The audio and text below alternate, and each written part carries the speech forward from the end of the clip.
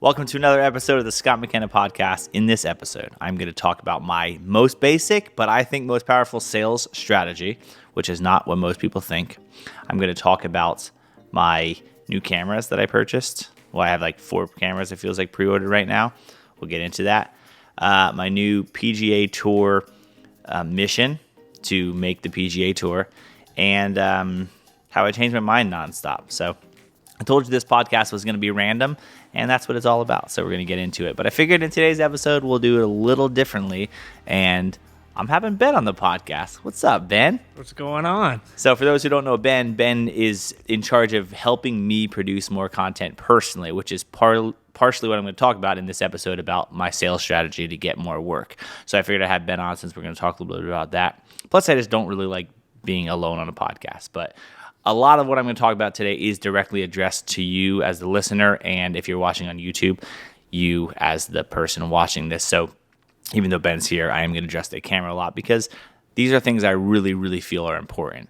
And I wanted to talk about this because one of the things I'm going to start doing on my podcast regularly is starting the episode with kind of a recap of what videos have been uploaded recently on the channel and diving a little bit deeper into them, because I think that that's something I can do on a podcast that I can't obviously always do on a YouTube video. So that's what we're going to start with right away. We're going to start with the only video that I published last week, which was actually titled My Most Basic Sales Strategy. What was it called? Something about that. My Most Basic Sales Strategy. I think I was going to title it Practice What You Preach, and then I was going to title it Being a Practitioner, but it's all about that. Okay, so the number one question that I get all the time on my channel is like, how do I get more client work? Like, how do I build a business without just straight up running advertisements, or without just, directly messaging people and asking them to do work? And I just feel like this question, and people always ask, how do you get more confident selling your work, like in your pricing, or just how do you go confidently into those conversations? And I think the reason why people don't go more confidently into what they do, and especially in video production, is because they don't really necessarily believe if it actually works, right? So it sounds simple, but as a video production person, a lot of times what you focus your time on is like getting the right camera, getting lighting to look good, audio to sound good, all these things.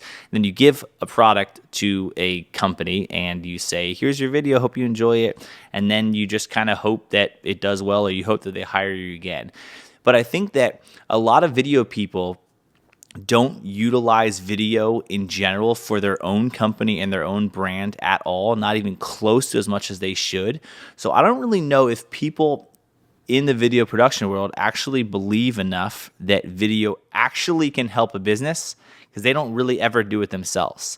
So this video is entirely about that topic, and it's something I really kind of want to dive into more, because I just think that if people actually practice more what they preach from a video standpoint, being a video producer of their own content and of their own company content, they'd be able to go more confidently into what they're doing. So the analogy that I used, and that I kind of, as we were driving that one day filming this video, there were so many analogies we went into, but it's like the idea of if a car mechanic told you that you should service your car all the time, that it's really beneficial for your car, and you should change the oil and check your thing and blah, blah, blah, blah, blah. And then you were talking to them and they didn't actually do those things themselves. How much trust would you have, right, in what they're talking about? Or if you went to a gym and the personal trainer said you should really work out, it's really good for your body, it's good for your long-term health, it'll make you feel better, more alive, it'll make you less tired, and they were a little overweight, and they were short of breath, and they were or they not go to the gym once a week. Yeah, like you'd kind of be like, okay, well, how important really is it if you don't do it yourself? And those are, more extreme examples, but it's literally what video production people do all the time. There are so many video production companies and personal brands or whatever, or even YouTubers that sell video to other companies that just don't really produce anything for themselves. And it boggles my mind, because as a video producer, you have the biggest advantage of everyone over video, because not only do you know how to shoot video, but it also costs you nothing to do it. And so it's crazy to me that especially during these last 6 months in the pandemic, where a lot of people tend to say they have way more free time than normal, why in the world are people not putting more intentional effort into making videos for themselves? People always just want to come up with like these excuses of, oh, I'm really busy, or what should I film, or I just don't know what I should put out. And I'm like, well, if a company, if I didn't run Scaling Creative and a company came to me that did what Scaling Creative does and was like, we want you to help produce videos or whatever, it would be my job to sell them on that idea and then come up with ideas, right? Like if any business comes to me and they come to me saying we want to produce video content, I'm going to come up with ideas for them to create stuff because that's what they pay us for. That's what I feel like our specialty is. But yet video people tend to not know what they're supposed to film, and they get so caught up with, well, I don't, what should I create? And it has to be perfect and this and that and this and that. And it's like, I think people are getting it really, really wrong. And the way that you can be more confident in what you're selling is to actually believe in it. I feel like the number one way that I have gotten business over the course of the last 3-4 years has been that since I went full time into this business in 2017, I have produced a lot of videos on YouTube, a lot of LinkedIn content, Instagram content, whatever. So when I go into a company and talk with them and say, you really need to produce video because it really gets you more work, it helps you show up more than anybody else, it helps you continue to build employee morale and all the kind of things, it's because I've actually seen it work. I know it gets people more business to create content that doesn't sell because that's what I do. So every single time that I sit down with someone over coffee or a new client meeting or whatever, and I start talking about why I think it's so important, I can confidently say I know it works because you're sitting in front of me at the table because you saw a piece of content on LinkedIn or on YouTube or Instagram.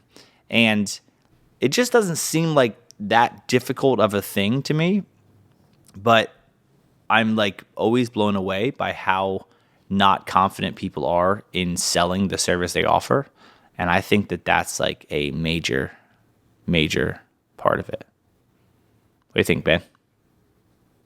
There's a lot to think about because it's exactly how you put it. If a car mechanic has a beat up car, I always kind of think of like when you told me one time of why your cameras look immaculate, to where you wouldn't want to show up to a shoot with like just an empty box of like cameras everywhere, your cables are all intertwined like in a knot, and it's just like seeing that kind of cleanliness and being able to present like, hey, I keep my video equipment like in pristine condition, to when you show up to a shoot and then kind of like your videos are looking clean. It's just like crazy how that works and like how it all intertwines with itself. And it's just, I mean, people always want to get better at video and they want to get better at everything they do. And yet the best way that you can practice is to just shoot and shoot and shoot and shoot.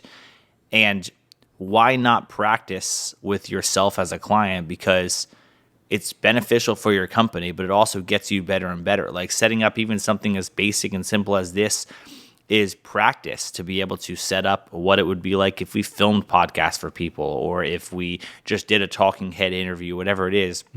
It just gives you practice. I think that above all, sure, I've gotten lots of business from LinkedIn content and all the kind of things that I've done with content, but more importantly, I've edited thousands and thousands of videos over the course of years, 500 to 600 of them being like my own YouTube videos and all that.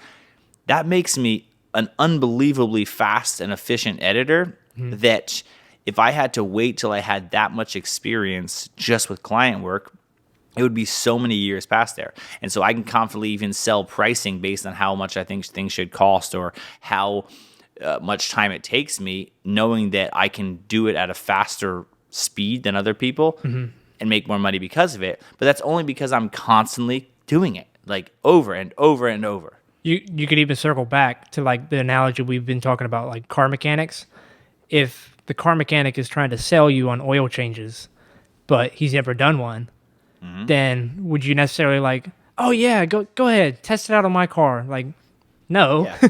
You would want to take it to a person that has done 200,000 oil changes rather than 5. And someone, most importantly, that's seen success in the oil changes. Like if someone said you should change your oil every 3,000 miles because it's absolutely better for your engine and it keeps it working. And hey, here are these 2,000 vehicles that I've serviced, and look at how many miles they have on it now and how good they're running. Versus, yeah, I there's a company down the road that does 2,000 oil changes, and so I imagine it's beneficial for your car to do it. It's like you want to believe that the person that's telling you what they are telling you does them. Like it's so obvious in like the personal trainer world, because if a personal trainer said they would help you lose weight, but they were overweight, obviously you could physically see that and say to yourself like, okay, clearly they're probably not super good at what they're doing.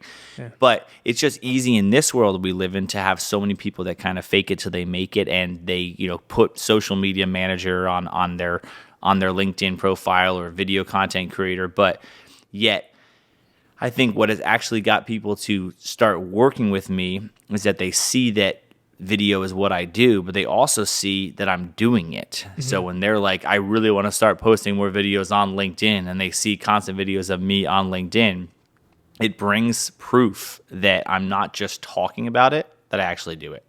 Yeah, and it's like the amount of videos that you work on individually and that we work on as a company just makes me want to make my own content for like my own personal brand. Like I want to go out in my free time and shoot videos on my camera and like quote unquote use my own time to edit them and make them. And in the long run, that'll get me better at editing, like commercial work or your own personal content or whatever I would be editing. And it just gets it faster and faster to where that person that would change that oil change for the 200th and one time, they're going to be extremely faster than the person that's done it for the 5th time. Mm-hmm. Yep. So yeah, I mean, it's the reason the video was titled "The Most Basic Sales Strategy" is because it literally shouldn't be something that is that hard for you to actually do if you create video, for you to get out and start making stuff yourself. It doesn't have to be a certain length. It doesn't have to be a certain even topic. Like, film what you want to film and just create some stuff for yourself. It's super beneficial. It'll make you a better editor, make you a better shooter.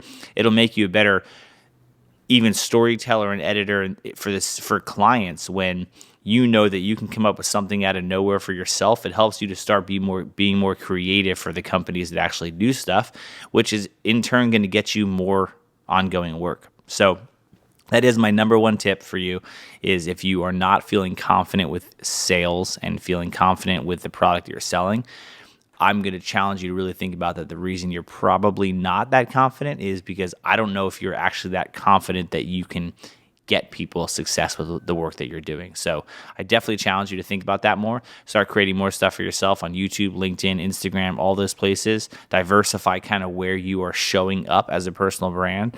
And I really think it can make huge difference for you. So that's a recap of kind of what was uploaded this week. Lots of stuff is happening in the YouTube and in the YouTube world. I know I say this all the time. Sorry, I'm just silencing my watch. I say this all the time, and there's lots of conversations that Ben and I have been having over the last couple of weeks of kind of what I want to do with the YouTube channel and with personal content and all that kind of stuff. Ben's main role is to just help create more content for me and film more content and make more training content, which is awesome. And it's another thing, going back to that conversation, being a practitioner, right? Like, I'm telling people they should spend a lot of money on video work because it's beneficial. And I'm personally taking my money and paying a person full time to help me make content. So even though I could film videos and edit videos myself, I realized that time was the biggest thing that I didn't have to actually do that. But instead of just making up the excuse like a lot of people do of I just don't have time and I'll do it when I have more time, I decided it was so important, because I believe in the fact that you need to produce video, to pay someone myself full time to help me make it. So that's obviously something I know probably not something you're going to do at the very beginning if you are new to this, but being a practitioner is huge.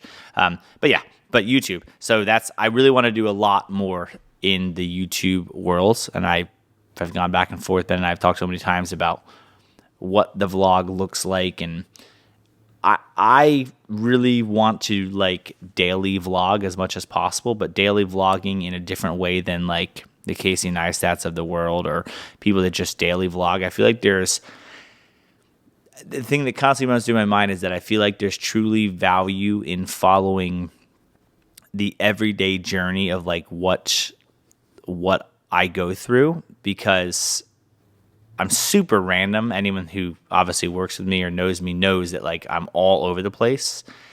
But I think to a point there ends up being certain value in that by realizing that you can kind of do a lot of different things and still have fun and also be okay with changing your mind nonstop and everything that I do. And I would love your feedback. If you're a person that listens to this podcast, you're probably someone that's followed my channel for a decent amount of time, because I feel like the people that listen to this podcast are kind of my most devoted friends and followers and people that follow what I do, which I super appreciate. But I love to kind of know your take and your thoughts on what you find most intriguing. What you find most intriguing about my channel. I feel like no question about it, people follow YouTube personalities or people on YouTube to either be educated or entertained in some way. I don't feel like my channel is, or at least right now, like my channel is not really an entertainment channel. Like, sure, I want you to enjoy the vlogs, but it's not just I don't live the kind of lifestyle where entertainment's going to be the primary thing of this vlog. I feel like where I can provide the most value to people is education and real life following of entrepreneurship, which is all over the place. And then but also try to make them look as good as possible, because, well, that's what we do as a living, so we should be able to make them better. But I'd love to know your thoughts on that, because I go back and forth all the time with going all over the place with the different things that I do in my life, and a part of me. There's a good way to put it, to where you're trying to like juggle like 12 balloons, but then It'd be hard to juggle balloons. They stay in the air too long. Yeah, but maybe balls would be a better analogy. Juggling balls or balloons, whatever your preference is. But whatever you're juggling is all the aspects of your life, and like trying to keep up. It's incredible, like how you're able to bounce around to like 12 different things, literally, and be able to keep up, but still like be able to enjoy every aspect of it.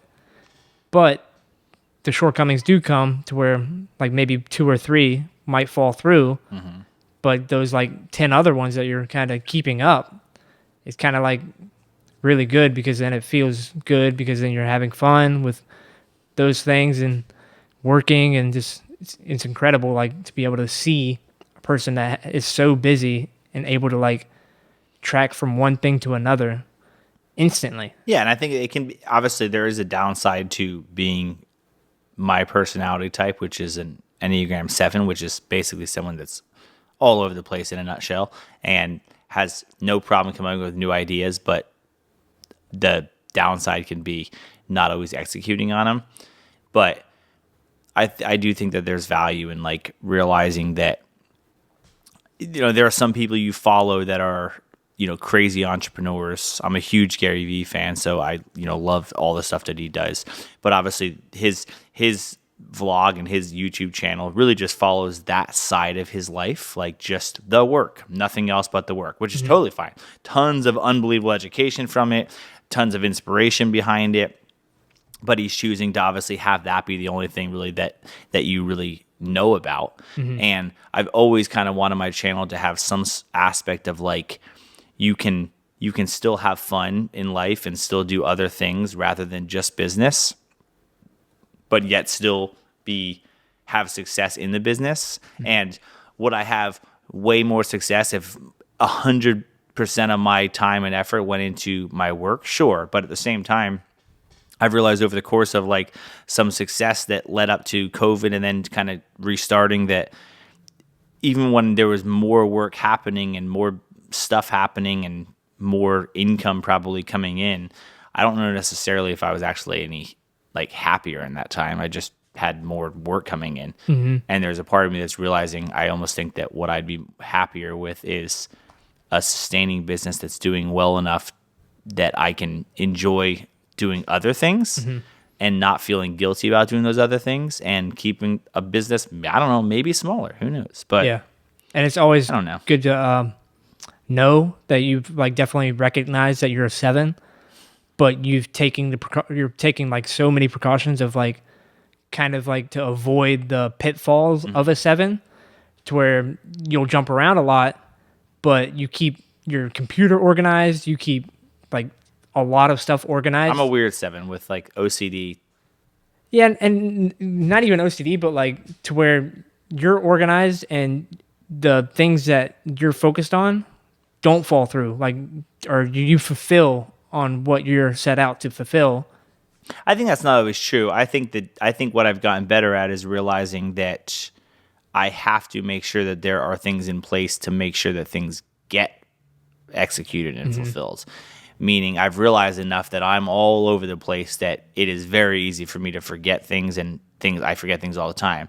So I've tried to do my best of like having good people work for me that are very good at executing and getting things done, so that when I throw a million ideas, they go through an actual reality filter of like what needs to get done, and then it gets done. And then, hiring you and helping you be a part of executing on the YouTube thing is But an other aspect sevens of that. don't necessarily do that. And that's Yeah, what they I'm don't. saying, like, They don't, and that's why I am weird about like how crazy organized I am, even though I'm all over the place. But it's unique, and it's in not like good unique or bad unique. Just I'm a different. But I'm just saying, side like, of that. it's good to like know your personality type, Yeah, like know definitely where your important, yeah. shortcomings are, Yeah. and know where your strengths definitely are. Yeah, totally. So yeah, lots happening, but I would love to know your thoughts on the YouTube thing for sure. But let's jump into another topic I want to talk about, which is cameras. Like, so I mentioned this, I don't know, maybe the last podcast, something like that. Yeah, I pre-ordered a camera for the first time in my life, and I'm not telling you what camera I pre-ordered. I pre-ordered it, was very, very excited about it. Pre-ordered it back in August, actually, like early August, and still haven't got it. It's still on back order. Now I'm just annoyed because I really want the camera and it's back ordered. So today I pre-ordered another camera, and I may pre-order another one even this afternoon. And I'm literally just at this point, like, whoever gets me the camera It's first like a is race. gonna win. Seriously, it's a race, but it's just annoying. Like, if you know these cameras are gonna be popular, can you make some? Like, so that they can actually get It will to come me? with a side of COVID. Like, it's just like ridiculous. So I basically have I have 2 cameras on pre-order. I'm probably gonna do a third, and I think I'd be super happy with every one of them. It's just gonna be a matter of which one actually gets to me first. And as of right now, they're all just taking forever, which is super annoying. The cameras that I'm talking about that are basically replacing my EOS R for vlogging. So I want a new personal vlog camera, because I feel like there are aspects of the EOS R that I'm not crazy about, that all of the current cameras that are coming out now solve those common things that I really want. I would like a higher frame rate, but most importantly, I don't want to crop on 4K, because for vlogging with the 16 millimeter, it's too tight. So that's really the biggest thing, is just having a full frame 4K image without crop is huge for me. So obviously, as you know, all the cameras coming out now, the R5, the R6, the A7S III, all those cameras solve that issue. But there are certain cameras that have more benefits than others. So at this point, we're just playing a game called Let's Race to see who can get me a camera first. And It's like that arcade game at Dorney, like to where you have to like spit the water in that little hole and like see like the car or a horse goes camera. along. yeah, so we'll see who gets me the camera first or which model it is. But I just want to get it, so I would like to possibly actually make that happen.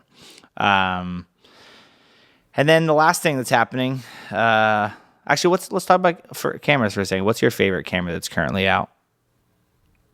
Well, right now I own a EOS R, but I like the R5, but everybody making the videos on them definitely makes you hesitant. What, the overheating? Yeah, and of course 8K should overheat, to be honest, because Yeah, it's 8K. I don't mind. Yeah, I don't Like, mind that's 8K insane. overheating. It's the other stuff that 4K 120 happen. and that stuff. No, it's like I want to see if, like, I haven't seen enough people talk about like this regular 4K overheat, because it's okay if 8K overheats. You're trying to produce Or just like crazy using the image. camera for a full day. Yeah, or even like 4K like- 120 or something overheating after a certain amount of time. That's fine. Like that's a high frame rate, Makes high sense. quality. But it better not overheat at 4K 24 for an average person, because like And no e-stabilization. previous cameras yeah. didn't. Like the EOS R doesn't overheat. That's 4K definitely taking a 24. step backwards if Yeah, they did. definitely. And if you tried to come out with it so fast that you ended up creating reliability issues, I think that's no good at all. But if you could buy any camera right now, which one would it be? I used to be Team Sony as well, so it's very like conflicting. But I enjoyed Sony. I would definitely have to like see the pros of the new one. I would definitely probably go with the R6 though. R6. I feel like that makes the most sense for what I do. Mm-hmm. As far as like photos, video here and there, but I do think Canon's the best hybrid camera company just because of how good they are with photos, and someone like you that obviously likes photos, that makes a lot of sense for, because Canon shoots a great image. I don't know. A lot of great photo image. people switch to Sony though. Yeah, but I think a lot of people switched to Sony just because they were tired of waiting for Canon to come out with something new. Like, because a lot of people that switched to Sony switched even before like the EOS R came out. Like me. Yeah, I exactly. And I think that the EOS R kind of got people back into like great hybrid camera company, and then now the R5 and the R6. I think if you're a photo person, the R5 makes more sense as well because it's got a higher megapixel count. Yep. And for photos, obviously, it's important. I think from the video aspect, the only big advantage is obviously the frame rates and stuff and all that, and the 8K. But I don't really think that. I really think that if you're at a level where you're shooting 8K as your standard, I don't really think you're buying the R5 anyway. No, you would definitely Because like look you're at having a more red or cinema. something. Yeah, you're not going to have. It doesn't make sense for the R5 to be your main camera if you're shooting at the quality of 8K, because it's not gonna. It can't shoot long anyway. Like that would just be a silly decision. Yeah, So I feel 'cause- like the 8K is more of just something they came out with to be like, woohoo, look, we shoot 8K, but it's not. It's bursts. You're not. It's definitely like teasing what could be the Yeah. future.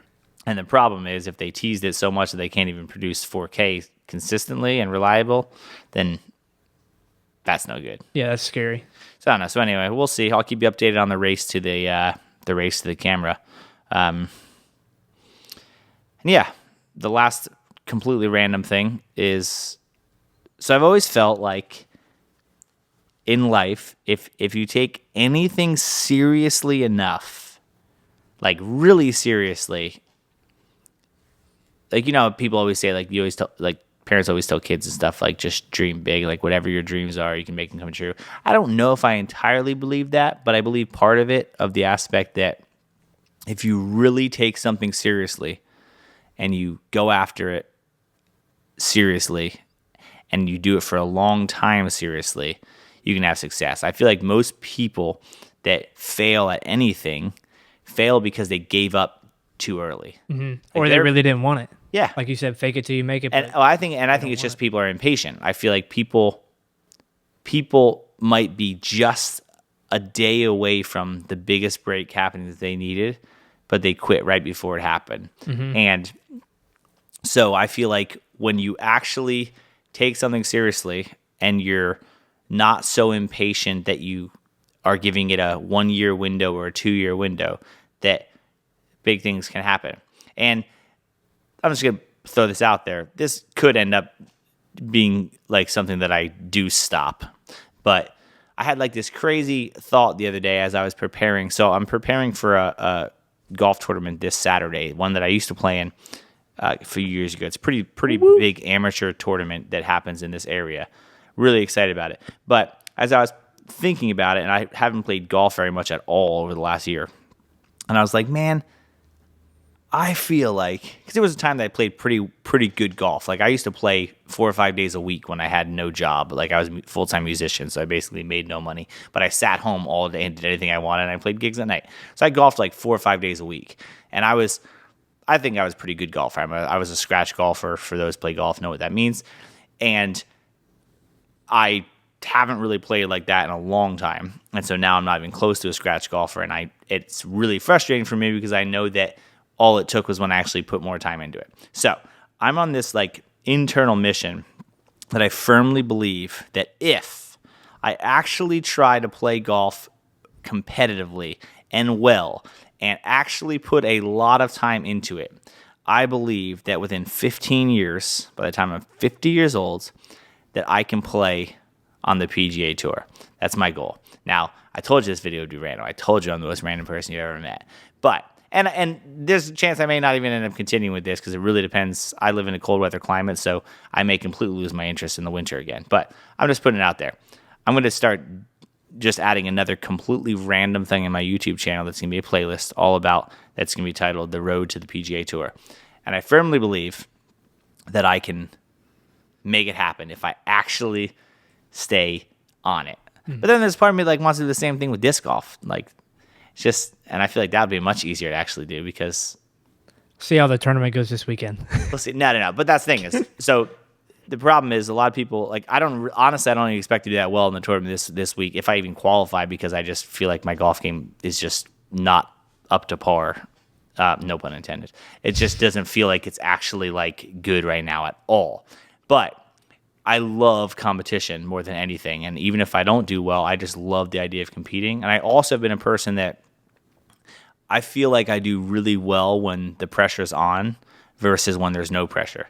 And so that's almost kind of what I feel like though with golf and even like disc golf. I thought about this too, like constantly just entering tournaments throughout the year in the winter, maybe going down south doing it just because it makes you stay active. Like if you were entering a filmmaking contest, you'd start filming like crazy to practice. Film everything. And I feel like I sometimes just need that underneath me to actually like make me follow through hardcore on something. Because if I just say I'm going to get better at golf, once you make that commitment, and I have nothing to do, no tournaments to practice for, whatever, I'll just fill my time with something else. Yeah, once you make that commitment of like clicking that button to register, especially that you pay money to do it, like just the money in general of like I paid for this, I can't suck. Yeah, just makes you.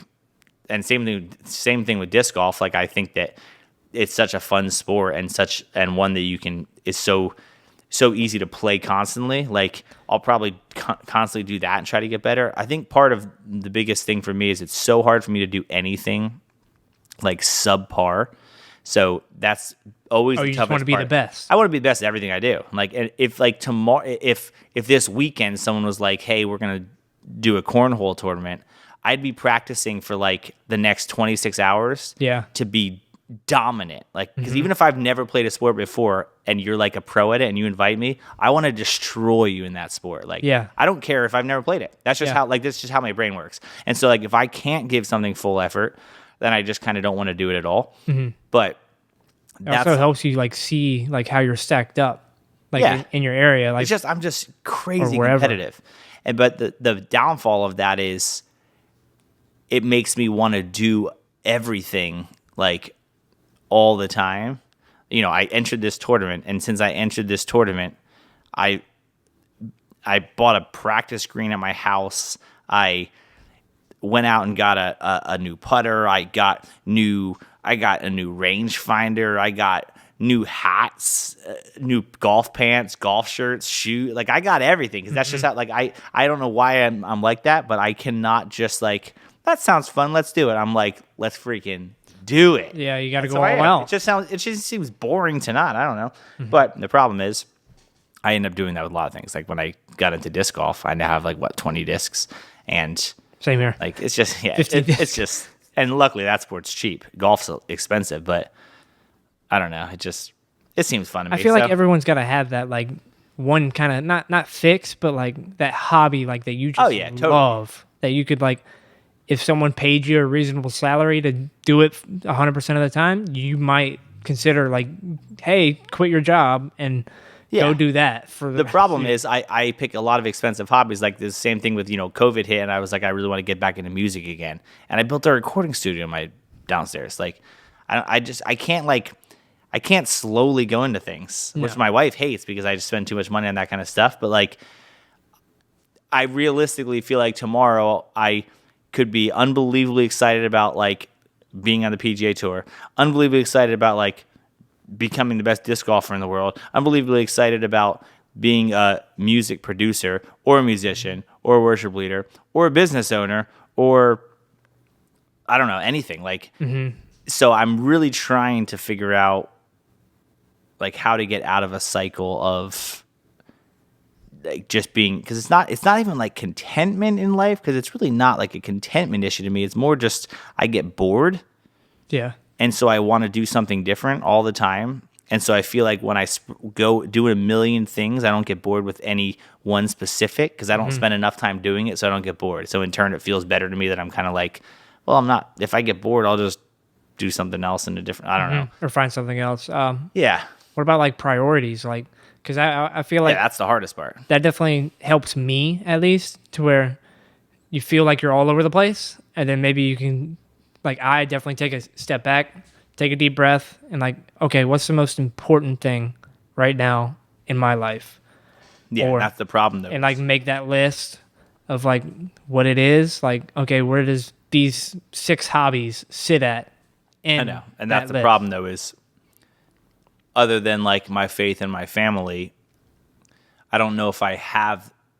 I'm not sure if I know like what sounds, because what sounds the most exciting to me right this second is like playing on the PGA Tour. But tomorrow I could be like, golf's the worst sport ever, and I'd rather play. Whenever people hockey, ask you like, what's your favorite food? Yeah, I'm like, what, today? Or Yeah, like today, this last afternoon? week, or like whatever I'm in the mood for. Like right now, I'm excited, for pizza, but tomorrow I might not be. I mean, I probably will be. I'm Want like Chinese food, or like next week Chipotle. That's the problem is I think, and that's definitely like, I think part of my personality type of just all over the place. And I'm trying to get better at really focusing on what specific thing.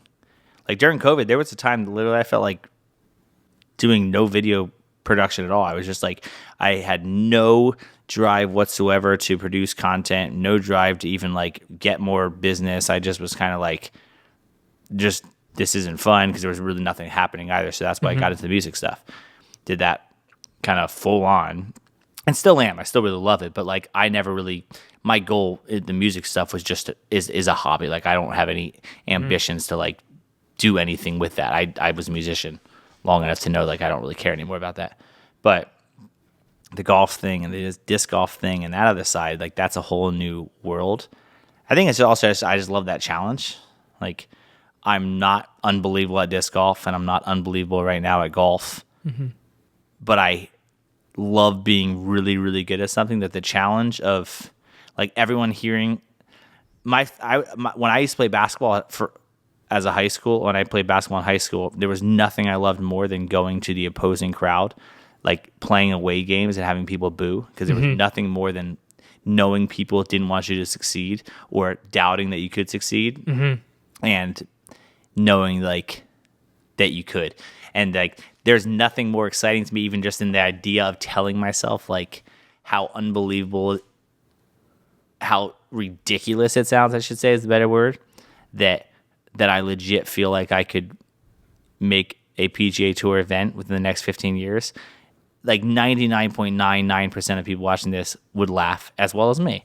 It would just be so much fun to pursue something that crazy and take it serious enough to actually make something happen, just to be like, just to prove to people that it takes hard work and dedication, which is why I also say like, if that happens, I'm talking 15 years. Like it might not tomorrow. It might be a senior tour. Like I might be old. I'll be 50 in 15 years. You are getting old. I'm super old.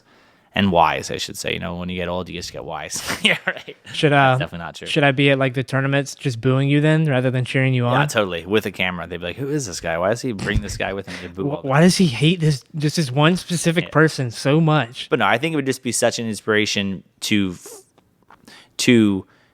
people of like, and whether it's PGA Tour or just a business, I think that part of why I love the idea of like documenting life is being able to look back at how people have gotten to anywhere. Like, I still think it's so awesome that I, started vlogging the very first day of owning a business, because whatever happens in life, wouldn't it be crazy if like I was on the PGA Tour and you could go back and be like, who is this guy? And then you like watch back and like, wait, he was building a video production company. He still has that, and he has a wedding company. Like, Yeah, this is the most doing all random guy that we've ever met in while life. And I'd be playing like, golf? Yes, I am. And also, I'm playing on the disc golf tour this weekend. Like, it'd be so awesome. It'd be like that one commercial you see on TV, the most interesting man in the world. Yeah, the most random things ever. It's like, he's leading worship this weekend, disc golf tournament this weekend, PGA Tour the following weekend, shooting a wedding next Saturday, and You go to lead worship in your golf clothes, and then you have your like radio in your ear too for a wedding. Everything you say. Oh, everything, man. So welcome to the most random podcast in history as well. But that's it. Just wanted to kind of talk a little bit about some of the things happening. And as always, I appreciate you listening, and would love to know what you think of randomness in podcasts and just conversations. Hopefully it lets you just get a peek into my thoughts and how all over the place I am. Ben knows it more than most people now, because Ben currently is actually living at my house, which is awesome, right? But then you get to see just how all over the place that I actually am. But anyway, any last thoughts? No, it's just I appreciate, like, it's kind of like a not an infatuation, but like I appreciate like being able to see like how incredibly hard you work, and be able to see like how quickly your mind can switch from email to text to filmings to editing to just being able to jump from subject to subject like flawlessly and not miss a beat. Miss a beat. Allison's looking on like, well, I don't necessarily love how all over the place you constantly change everything. But you'll see a lot more of changing. But thanks. Glad it's fun to watch. So that's it. Thanks for listening. Thanks for watching. If you're watching this on YouTube, comment. Tell me hello. And if you're listening to this on the podcast, still DM me somewhere and let me know that you listened to the whole thing. If you're listening to the end of this podcast of however long it is, longer than I think I was supposed to make it. I would like to know who you are and connect. So DM me, Instagram, Twitter, YouTube, comment if you want, whatever. I'm anywhere you see my profile and face, I get your messages there. So thanks as always for listening. Have a great one. Go kill it this week.